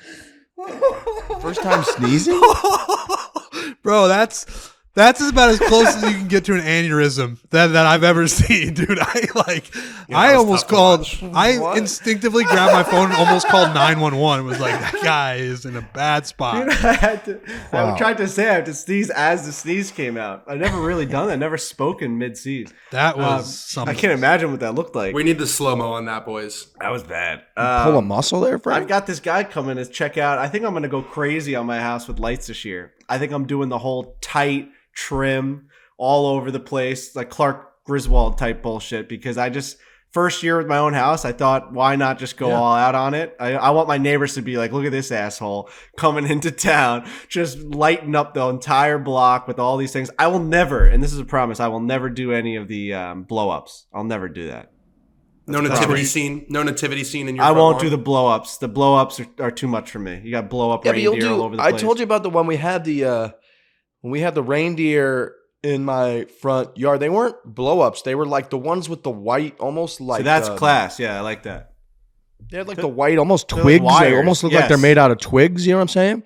But the problem was the neighborhood riffraff would come through, and every morning they'd be like fucking each other in different positions. I kind of like that. I'd like to wake up to that. That'd be a nice. Which my mom laughed at. She would like send us pictures. She'd be like, I could get down with the white deer. That's like nice and clean. You find a nice spot for them. They're kind of like hidden and like lights on them. You know, beautiful. Have the fake person hanging from the gutter that causes car accidents in front of your house. You could do that. Yeah. That somebody does that every year, where it's within the eye line of the street, and somebody puts a fake dummy hanging on the gutter, and 55 accidents happen every single year because they're like, "Oh my god, we have to save that person," and it's like, we're just kidding. It's just a guy filled. That person should go to jail and be like so fucked up, man. They should be responsible for every accident that happens because you're such an asshole. Oh man, that's just so fucked up. Anyways, costumes. You guys, are we doing costumes this year? Are we doing anything for Halloween? I think we should do costumes. I'm not a big Halloween guy. As far as I go for Halloween and the month of October is, I'll start watching semi-spooky movies. I can't really do super scary movies, but maybe I'll throw on Halloween Town, which is not a scary movie. Halloween Town's fantastic. I watched Hocus Pocus 2 recently. That was pretty good. It got a lot of shit on the internet. It's like, what the fuck did you think Hocus Pocus 2 was going to be? Yeah. You know what I mean? They're like acting as though it's supposed to be this groundbreaking sequel. Godfather 2, baby. It's got to be as good as that movie. They're like, I didn't like what they did to the characters. Like, dude, it's a bunch of old women that are flying around on broomsticks, and it's the most cheesy movie ever. I thought it was cute. I thought it was funny. They did all the new age stuff. Like, they had to walk into a CVS and the lights turned on. They're like, why are these lights on? They like didn't understand technology. It was cool. I liked it. I'm gonna get into Halloween. I'm probably gonna go to a Halloween party. I have to get a. Last year I was Woody, and I dressed up. Remember I came on the stream like that last year, Trent? Oh yeah, you're perfect, Woody. I got to think of something this year. I like to be topical, but then sometimes I like to throw in a classic like a Woody. I don't know. I think a lot of people are gonna be Jeffrey Dahmer this year, which is gonna be weird. Yeah, that feels like we shouldn't be doing that. Yeah. Nope. KFC made a good point on his podcast. Like, people are going to be Jeffrey Dahmer, and then they're going to go home and like have sex with women, and the women are going to choose to like have sex with him. It's just like a weird culture that we live in that like that's acceptable at this point. You know what I mean? Not like you could dress up as Jeffrey Dahmer, and I would be like, you just look like a guy. Creep. They're gonna do the hair, and they're gonna do the glasses and the collared shirt. You just know it's gonna happen. It's too big of a show for people not to do. If someone showed up to my house in a Jeffrey Dahmer outfit, I think I'd be like, get the fuck out of here. I know, but unfortunately, it's like this is what Netflix. Kelly Keegs made a good point. Like, the guy Evan Peters was too good of an actor and too hot and too like normal. Like, it made it feel normal watching that show that, like, now that's just a part of our culture. Didn't we do this whole thing with Ted Bundy? Yep. Or before? Zac Efron was Ted Bundy. Yeah, it's crazy. I think we should stop casting hot guys as serial killers. We have to make them ugly and, like, completely creepy where you're like, I don't even want to, like, associate myself with them. But instead, Evan Peters was, like, a nice, lovable guy that you're like, shit. But, like, if you're talking about historical accuracy, like Bundy, as far as serial killers go, was one of the better looking ones. Like, you just can't. Listen, I'm not endorsing any of that behavior. Sounds like you're lionizing the serial killer and ignoring the victims. I'm saying, don't put that on me, Danny. That's just what it sounds like. Don't you dare. I'm just saying that, someone drawing that conclusion. If you want to be historically accurate, like, part of the Bundy's appeal was like, I can't believe this good-looking guy is fucking murdering these people. Part of his appeal. What were the other parts of his appeal, Trent? You know what I'm saying. No, I don't actually. You do. You do. A little disrespectful. Everybody knows. I like to focus on the victims. Wow. I'm trying to look up. I'm not going to say any more about it. I'm going to try and look up the top Halloween costume ideas. You got to think Stranger Things will be up there. Remember, a lot of people wore the Bhagwan a couple years ago when Wild Wild Country was everything?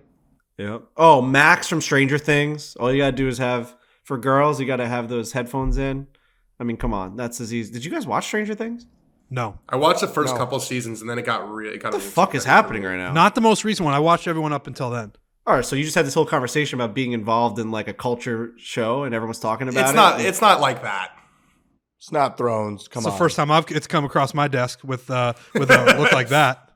Stranger Things is not as big as Thrones. It hasn't not even close. Dude, I haven't watched it for months, and it hasn't been spoiled. I have no idea what happens. I'd like to see the numbers on that. I think you guys are off. No, I'm saying it's not about numbers. It's not nearly about numbers. It's about culturally, it's massive. The song from Game of Thrones.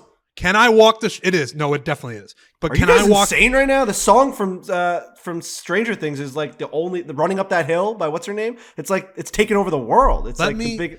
My point is, I have not watched it, and it has been released for months, and I still don't know what happened. So, What can you do with that?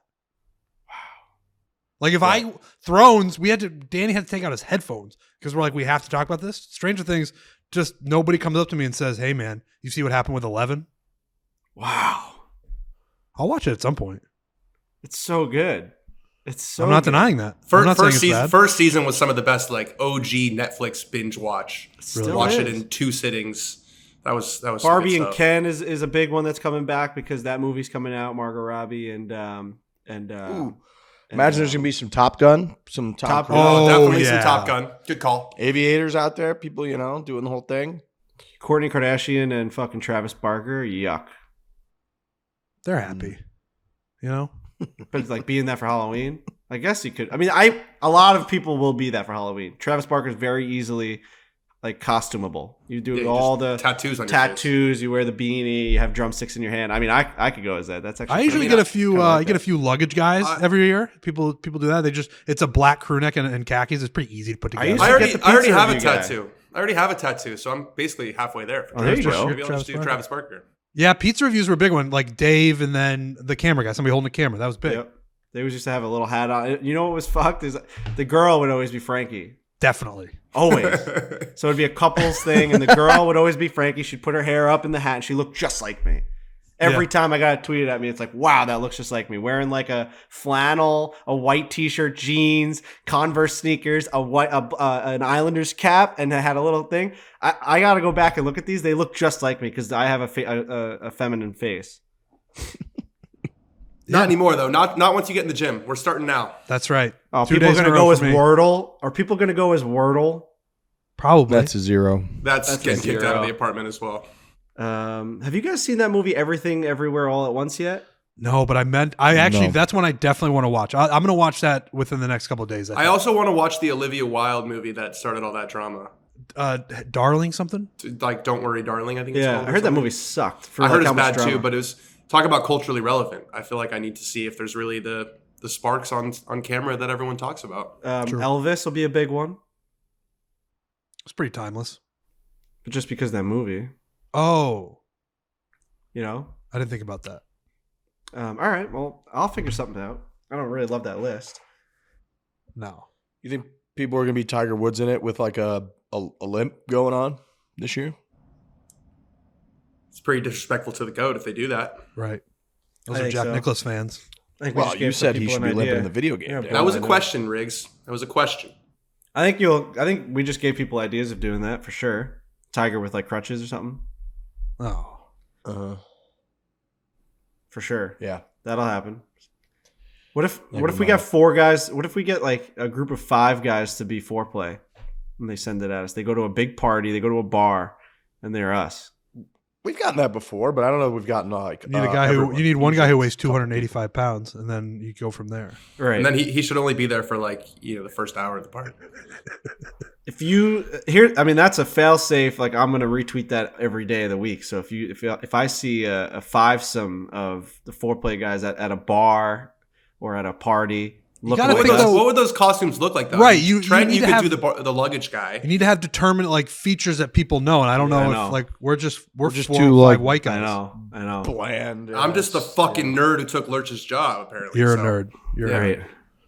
Yeah, that'd be tough. Straight A student. Someone was like, this guy gives straight A student vibes. You know what? I was a straight A student, so fuck you. Yeah, We you know. are. Everybody knew. I asked you Fuck what you. your grade point average was, either in high school or Northwestern, and you said I don't remember, and I was like, that's a guy who got straight A's.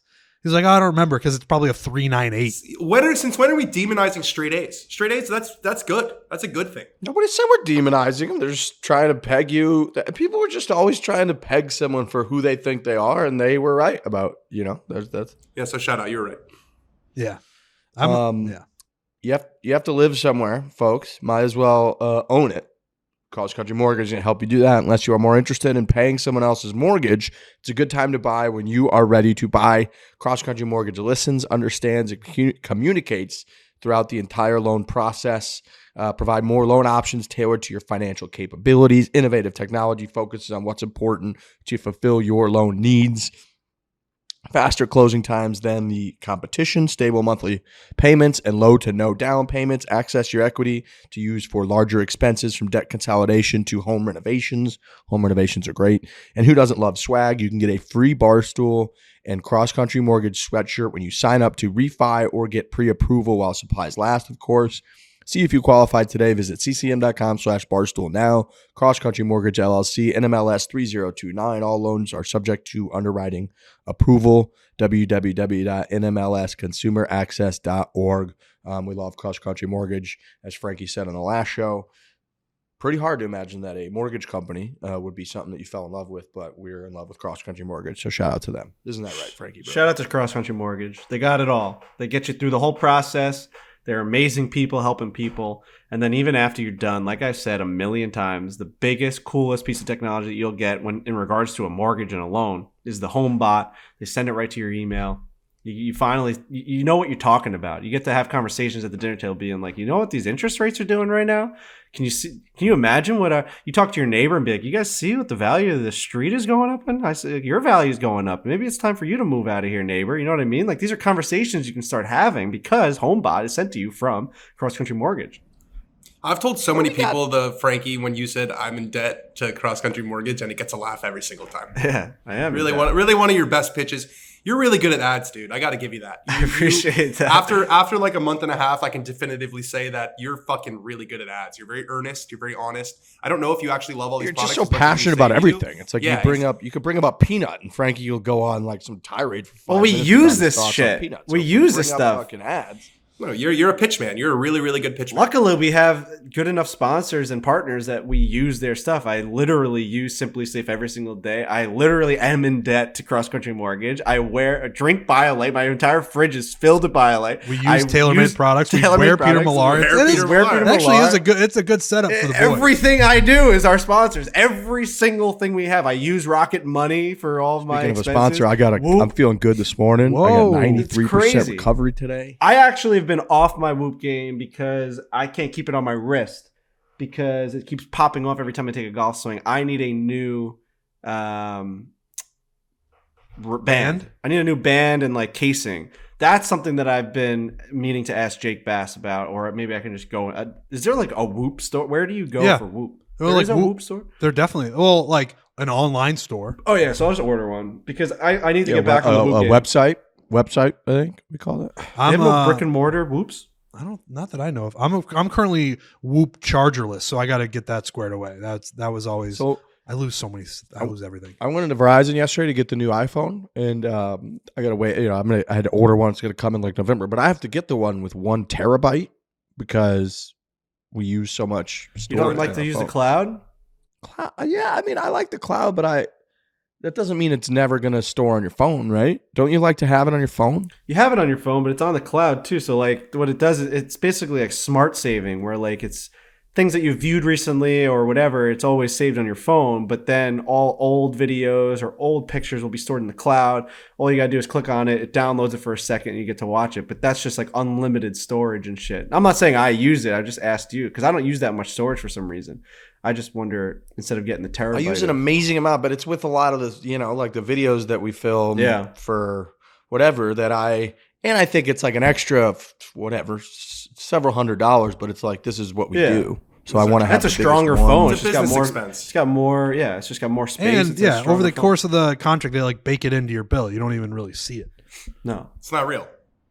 It's not real. $35 a month, whatever the fuck it is. It's like, I mean, come on, what are we doing here? I'm also ignorant to the cloud. I don't know what the cloud is. That makes me feel. But you old. use the cloud. Great with the cloud. I remember clouds always made me nervous ever since like the fappening. I feel like the cloud got a bad rap.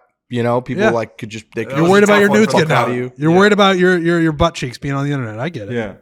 Just it's just I feel like that was bad PR for the cloud. Oh yeah, you wouldn't believe the security. I mean, the 2-factor authentications. I'm secured out the ass now. Yeah, there was like some terrorism case where Apple refused to unlock the phone of some guy without a warrant, and so that's like their whole thing is privacy. So I think you're good. They've cracked down so much that they literally won't even give it to the FBI. Yeah. The fappening caused a Barstool Sports Saturday rundown is how big of a deal that was. That's right. It gathered the troops and they were like, we got to talk about this. This is the craziest shit that's ever happened on the internet. Huge. I'm just going to put shit on the cloud? No, it's on my phone right here in my pocket. I think you have stuff in the cloud and you don't even realize it. Text messages, they go. I know I do. I just ignore it because I get text messages go from your iPad to your laptop to your phone. It's all in the cloud. That's how it gets there.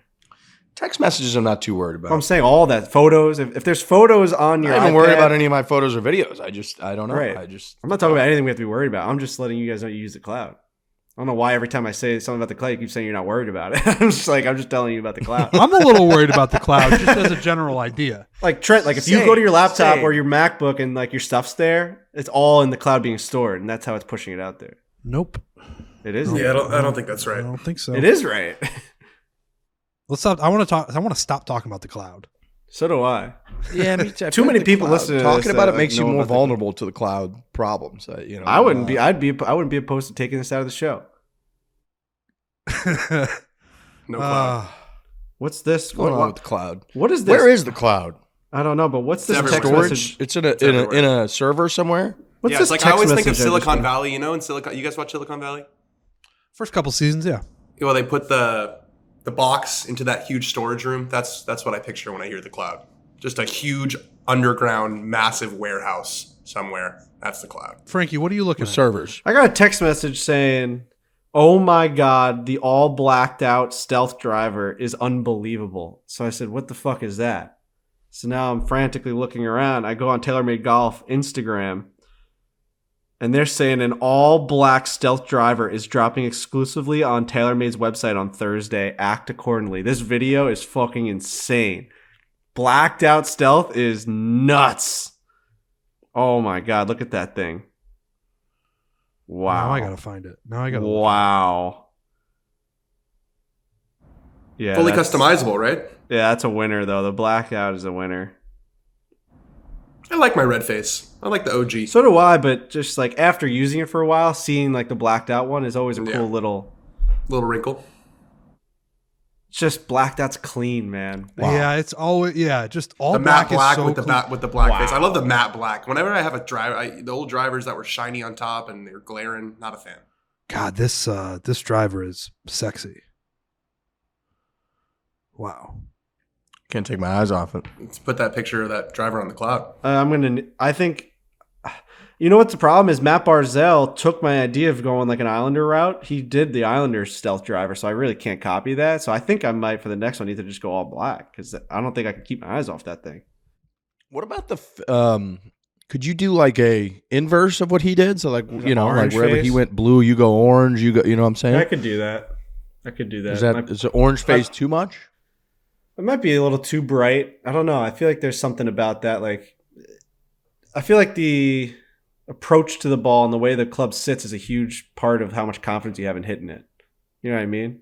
Something about it. I mean, they talked about that when we talked about stealth, like how it sits right behind the ball, the angle of it, more club face with the stealth as opposed to the Sim 2. Everything just looks a little bit better. You have more surface area. All that shit comes into play. I've been working on different. You know what I haven't done, and I'm going to go down and see Trevor Immelman to learn how to play golf. But I realize I never once changed my putting routine or stroke or grip or anything. I just continue to putt bad and poorly.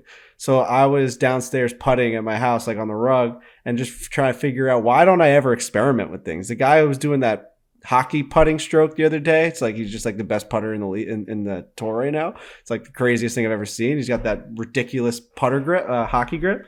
Why aren't I trying things like changing my eye angle?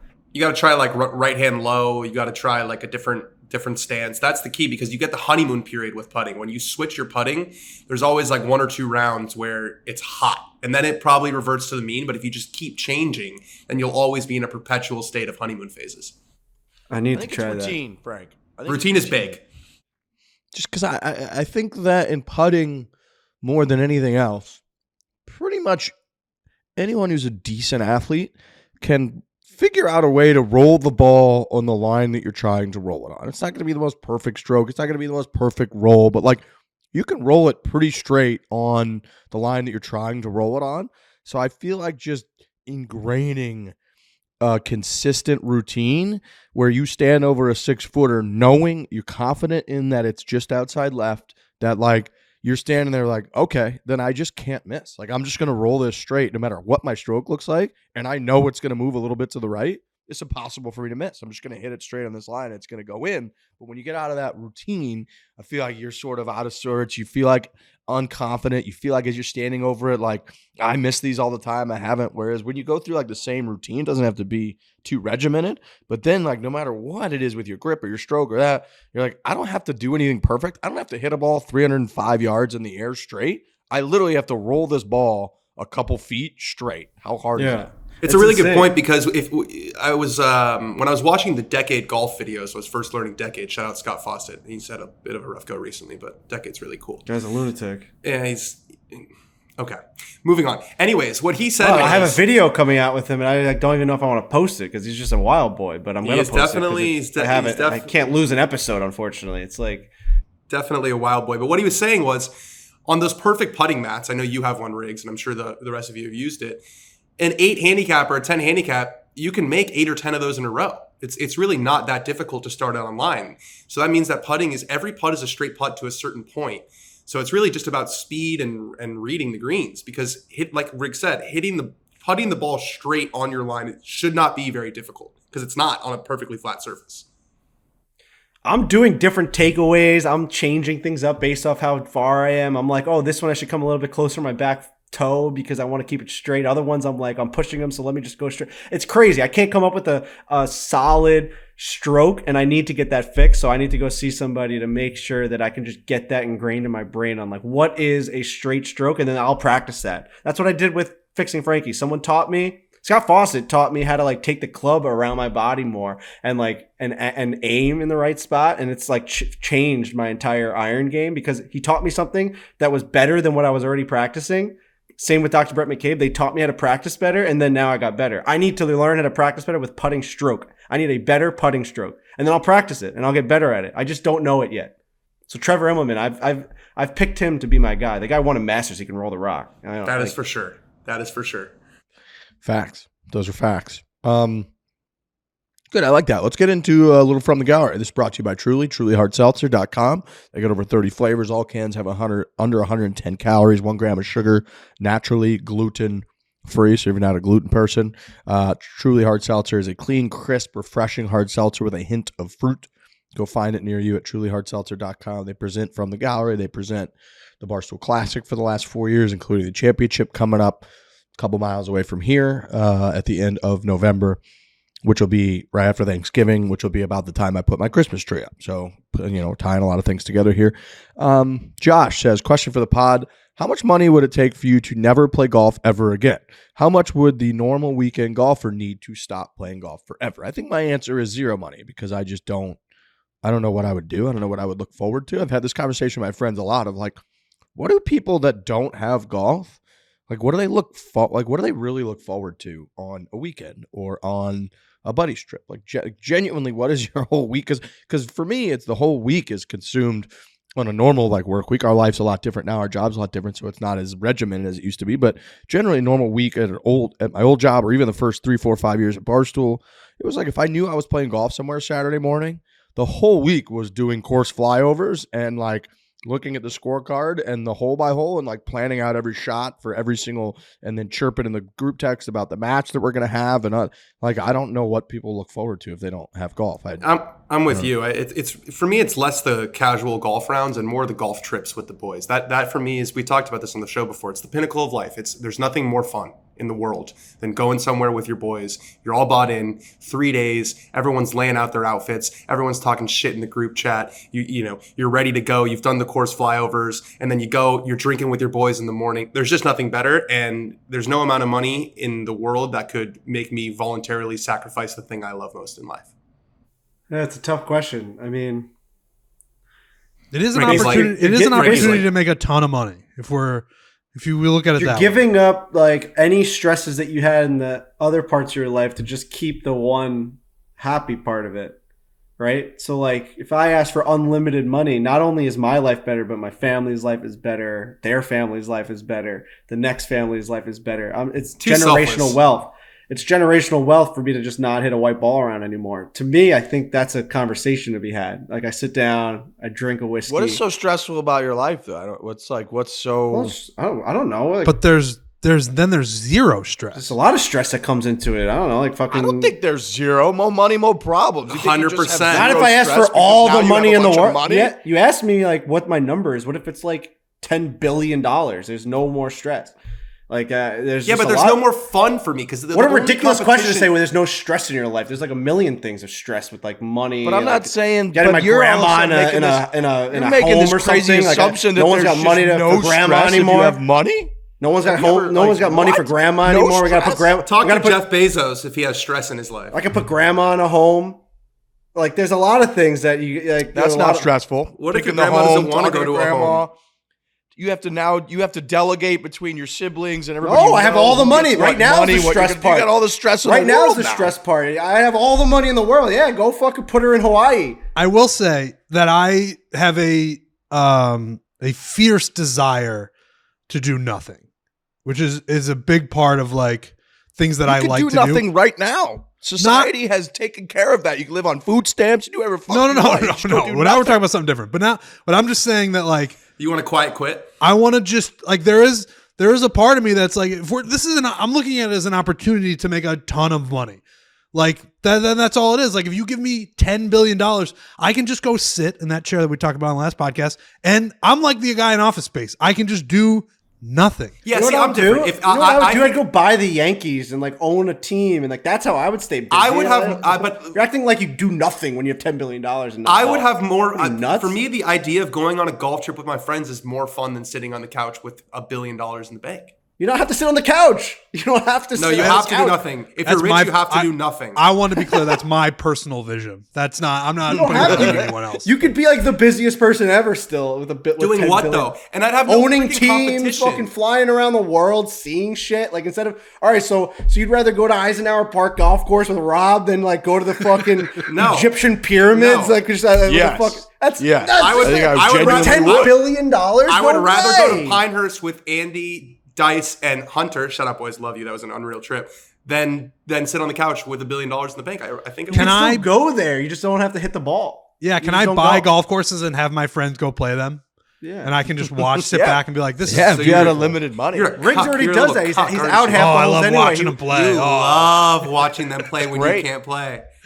Riggs and Trent are already halfway there. They come to these golf trips and they play half the holes anyway. They're ball in pocket. You're already halfway there, quitting the game.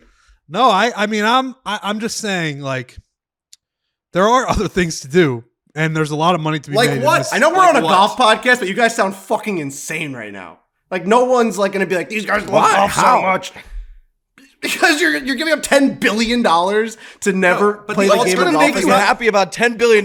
That's like there's nothing more. Oh, there's a lot that makes you happy about $10 billion. We're not playing little matches with your buddies. Like what else? What am I going to do? The alternative is not $0. I mean, I don't know how many matches against your buddies you're playing that's worth $10 million. How many matches against your buddies are you playing that's worth $10 billion? What's the point in all the money if you're not just getting to do what you enjoy to do? People don't like golf that are fucking happy. What are you talking about? Well, I've made it clear that I want to sit and do nothing. Like if we're ranking things in terms of like what I could do, then it's like, yeah, I would take $10 billion and I could just sit. And you're acting like people that are over the age of 60 that are like billionaires are not happy. Those guys like don't play golf all the time. Like you're I'm talking about my brain. Yeah. The alternative is not the alternative is not the alternative is not doing nothing. The alternative is my life right now, which I quite enjoy. I'll own a hockey team, a baseball team. I'll be the fucking happiest person on the planet going to all these games. Until your team sucks. Owning those teams? Until your team sucks. I don't stress. That's going to be a whole city's going to hate you. They're going to. That's like what I want to do. Yeah, I want to do that. It's like we play fantasy football. I'd rather do that in real life.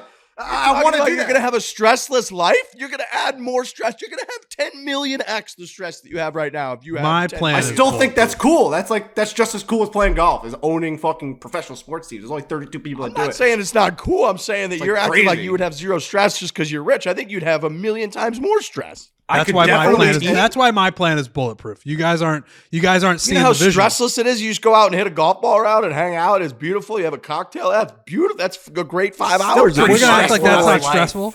It's pretty stressful to go play matches in golf and stuff. You gotta get booked tee times. You gotta go out there. You gotta get everyone together. You're acting like this is everyone fucking pops together and just ends up on the fucking first tee. Maybe at Winged Foot, but not in like everyone's regular life. If you poll everyone that's listening to this show, you're gonna tell me that most people would take golf over $10 billion? The question was not ask the entire show, was ask the foreplay guys, and we're having a conversation about why your decision's your decision. We're not going to see eye to eye on this, obviously. I just think that my number would have to be so astronomically high that my life is completely different in a place where I'd be able to do fun things to take my time by doing things that I've always wanted to do. You know what I'm saying? Like that's where that money comes in. I'm not going to take $1 million to never play golf again. I might not take $10 million to never play golf again. I would take $10 billion to never play golf again because it makes your life that much better. I just think that my favorite thing in life is playing golf. And so if I have unlimited money, but I don't have my favorite thing in life, then that doesn't make any sense. Your favorite thing in life could change with $10 billion. You might have a new thing that you didn't know. Yeah. Like you might really like car rallies in Italy where you drive Ferraris on the coastline with police escort. That you might like racing private jets from country to country. Like, you don't know. That's probably really fucking fun, to be fair. You're right. Your favorite thing could be like overlooking all of Los Angeles with the biggest fucking mansion known to fucking mankind and flying around and hanging out with all the most richest, most beautiful people in the world. That could be really fun. Or do you want to like peg it up in fucking St. Louis? I just think that's like materialistic and lame. I think that like materialistic and lame. Like, all my buddies are going to play golf on Saturday and I just can't play for the rest of my life. Everybody's going to play every weekend. Like, what are we even talking about? Normal people don't play that much golf. You're talking about like that. I didn't say normal people do. We're talking about us, our life. What do we like in our lives? What I like is to make money. All my buddies text about. That's all they talk about. They send scorecard pictures every round that they play. Because they don't have $10 billion. That's why. And I could just never do that again. So what are they going to do with $10 billion? Are you calling Rick's friends poor? Well, they're saying that group text is not the type of group text that is dealing with $10 billion worth of people. Like there's other things that they have fun about. You're saying like you're acting like that's the only way to have fun is like texting scorecards to buddies. It's like insane. I'll text like Leonardo DiCaprio. That's like what my friends are all doing. They don't all get $10 billion. So like if my whole network of people that I care about, this is what they like to do and I can never do it again, I'm out on that network. Now I just get to hang out with rich, famous people. That's cool. Like your friends that send you scorecards every weekend will love you if you have $10 billion. You'll become the best friend of all time. Send them on all the trips but that's stressful, Frankie, because then you don't know if they like you for your money or if they just genuinely like you. I think you're underestimating the headache that comes with 10. They might not already like us now. We take them all to golf courses. We're bringing them on buddy trips. They may not only like us just because of the golf. Maybe take that away, and then I and our friends. You find out who your real friends are when you have $10 billion. That's a pretty good point by me. Like, who knows? They might like you just because they're bringing you to fucking Arizona and fucking Bandon and all these places. Yeah, take that away. They're gonna be like, fuck that. I'm not sending shit. I think they were hanging out before. We were actually playing Halo a long time ago. It was a great time. I'm just saying, $10 billion. Can't wait to play again. I actually heard people were back into Halo. Halo's like back. That was a lively discussion. $10 billion is something to talk about. It's nothing. It's something to talk about. It's a conversation to be had. So if you got $10 billion and you could never watch or go to an Islanders game ever again, you would definitely do that? I think I'd have to consider it. It'd be a massive conversation to be had. $10 billion is just so much money. It really is. Like I get imagine the Islanders listening to this being like, you wouldn't take, like, you're gonna just come watch us play this. No, you make a good. That's the point. Like you Frankie Briley, that's taken away from your entire life. All of your fandom, everything gone. You can never. That's all I had. Cheer for. That's all I had. That's it. All I have. That's currently. So you would do that. So you would do that. That's a better question. That's like a more like nuanced question. Like obviously this is a golf podcast, so that's the starting point. But take the thing that you love the most, which is Frankie with the Islanders, and see if you could take that away. If the answer is yes with $10 billion, then it's just, and I'm almost on that side as well, where it's like, dude, $10 billion is like, you just I get that there's stresses that come with everything. Being alive is stressful, but like $10 billion helps mitigate a lot of it. A lot of it. I guess it's different because like that's something like I'd want to own the Islanders with $10 billion. That's why I would want the money. So to like that question, that's a harder answer for me. Like for golf is just an activity. But why is it hard? You could just own a different team. You could just own any other team. Okay, I would go do that. That'd be pretty fun. $10 billion, guys. If the Rangers were the only team available for sale and you had the money, would you buy them and become I would a fan? absolutely buy them, and then I'd turn them into like the New York poo-poos. Double agent. Ari Yeah, he's Gold. a double agent. You'd be What are you, Ari nuts? Gold in Entourage. I would walk turn them into straight the from New paintball York. gun and I'd turn them into the New York poo-poo team, and I'd raise all the banners of all their regular season division wins, and I'd make all the fans fucking just we'd have celebrations after beating the Islanders in a regular season game, and just show how pitiful of a franchise we are that we don't actually celebrate championships because we don't win them. I'd be the worst owner ever. I'd be fucking. People would never come to the games again. It's an interesting Curious question. to see if you could never just ever root for or watch the Islanders ever again. I feel like that That's- would be like I taking also stuff said away that'd from be a you. conversation I'd have to have. I'd have to talk Yeah. to my family about it. I don't know if that's an answer. But then like I'd have people crying at my lap being like, take the deal because we need my dad still works every single day at a fucking Italian Right. restaurant. I think like he'd be like, dude, we've watched enough Islanders play. Like, please, like, bro, like, please, you've gotten He's to like, I saw 4 of 1,000 them. I don't games. care. Like, I don't care how many of your But, buddies send my you argument to that would scorecards be- anymore. Like, it doesn't matter how many times you hit into My the argument trees. to Just that would fucking be, get me out I of this think- place. Get me out of this Your restaurant.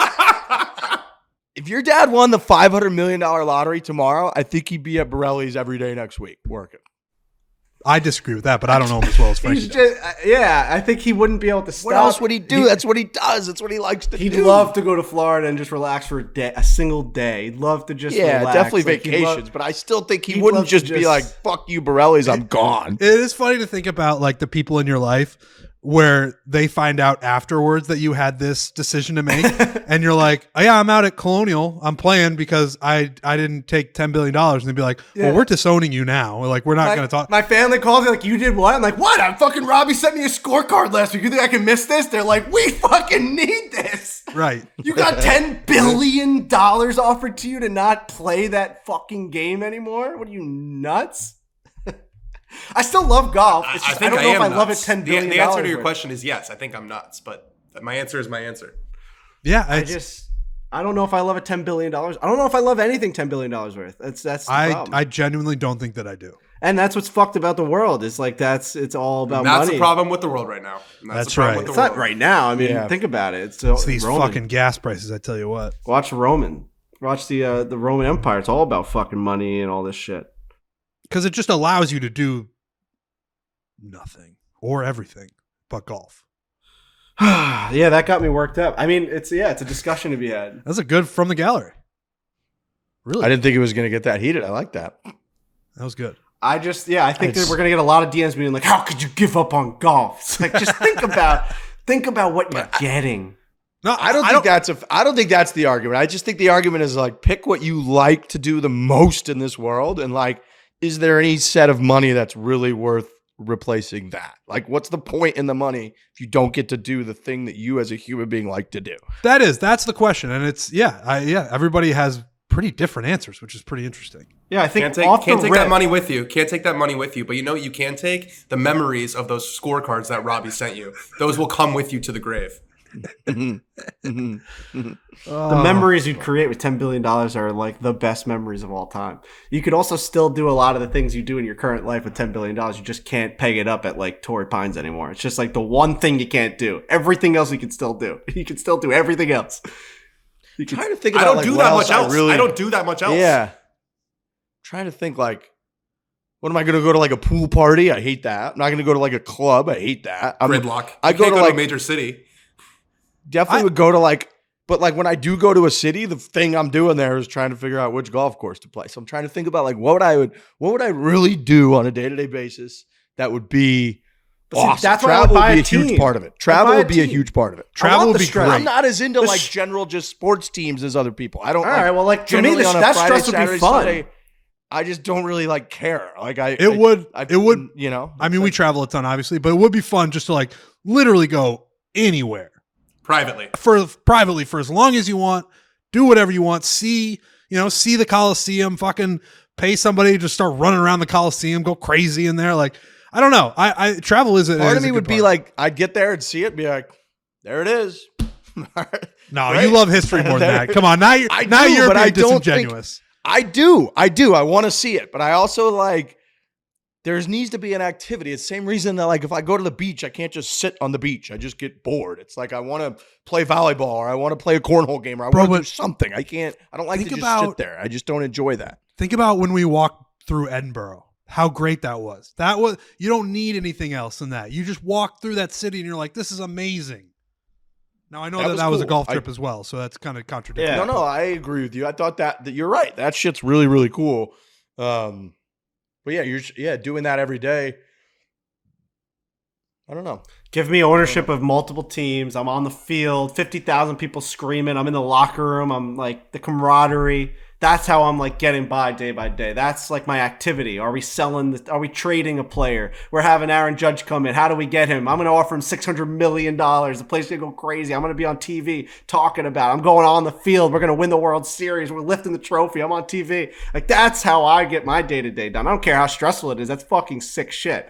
That's sick shit. I'd throw my phone in the ocean. You guys would never hear from me again. If I had $10 billion. You could do that as the owner of a team too. You don't have to see it. I don't want those stresses. But again, it's a personal answer. I'd rather play golf. Personal answer. I'm taking ownership of 3 professional sports teams. I'm going to disappear. You're going to be the busiest, most stressed 3 professional sports GMs. teams. You got all these people. Islanders. You're still Yankees, paying other and people Jets. to do the activity is my problem. Like golf, you get to do the activity. Even if you do it terribly, you get to determine the winner or the loser or the round or how well you play. The other one, you're just watching other people do it while paying them and hoping that they do it well. Tennis is a fun sport. Pickleball. We should get into pickleball. I like pickleball. I've played pickleball a few times. Pretty fun. It was a good question. I've never played pickleball. That was a great question. All right, fellas, I think we're done here. Whew. I need another BioLite after that. Like going into the office, though, I gotta go to the city. Yeah, me too. I'll see you guys there in a little bit. Yeah. Wow. Yeah. Exciting. I'm gonna go play golf because I'm allowed to. Golf forever. Golf forever. $10 billion list dollar Golf day podcast. of golf. All right, fellas, we're this is Thursday, so we're done. We'll be back per usual on Tuesday. What's the Thursday night YouTube video we got tonight coming out? Us versus Sierra Brooks. Sierra Brooks. Yeah. We're playing basically playing. Yeah. When is par, when's the Avs scramble coming out? Probably next week, if I had to guess. I know it just wasn't ready for this one, so I would assume next week.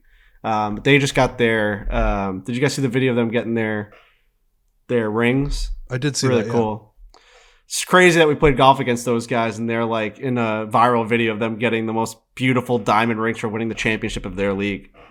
I can't wait. They spent a whole day a couple weeks ago just with us playing golf. Showed up in their team outfits 2 hours before, and they all drove together in the same car. It was like they're a little league team. Yeah, that was nice. I like that. Like they're a little league. That's so good. Yeah, they were all. They picked each other carpooled. up in their uniforms, and they drove to the game together. That was nice. That's how you win a Stanley Cup. As it gets. It's as good as it gets. All right. YouTube, check it out tonight. Subscribe if your name is Mike, Tyler, Eric, Rob, Eric, Trent, Frankie, Patricia, Sam, Dan, Lindsay, Molly, Teresa. Like the mother? Yeah, actually, if your name's Teresa, don't subscribe. Just go subscribe. It takes 2 seconds. I subscribe to YouTube page. I subscribe to YouTube pages all the time. It just takes 2 seconds. You just hit subscribe and it's over. I just subscribed to the DMAs on Spotify. Huge. Followed them. Like a version, Triple J. You can do it on YouTube. All right, we'll be back Tuesday. Everybody have a delightful, delightful weekend. Get spooky. Maybe we'll see some costumes coming in the next few weeks. Hit it hard. Hit it hard. Oh, wait. Isn't our fall thing coming out today? Our fall merchandise collection? I think it is. I think Holy that's right. smokes. Or it came out yesterday, maybe. We're recording this on Tuesday. It's out. It's out. Fall collection merchandise. It's like one of I know we say this a lot, but it's probably one of the best collections that we've put out yet. This fall lineup is fucking incredible. I'm looking at it right now. It is. It can do no wrong. The color schemes, that drawing that we did, that drawing that they did on the back. Oh my God. It's just. We're talking beanie hats that say 3-putt on them. We're talking all the unreal quarter zips in such fall weather. These UNRL, Unreal sweatpants that we have. I'm living in them. I've been living in them. Bro, the blue and the black, they're so good. They're so comfortable. It's crazy. All of our Unreal stuff is really good with the Barstool, the B Cross T logo. It's the one that we're running with. It's so good. It's so minimalistic. This is such a good lineup. It's actually insane. Look at these clothes, man. I'm just looking through all of them. Wow. Good shit, man. Fall golf is when you can really start dressing. You layer up. That's So when good. in the summer, it's like you're just going to wear a polo and shorts. But in the fall, oof.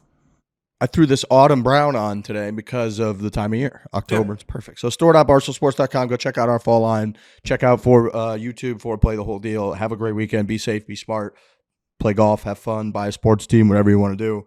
We'll be back on Tuesday. Hit it hard. Hit it hard. Hit hard.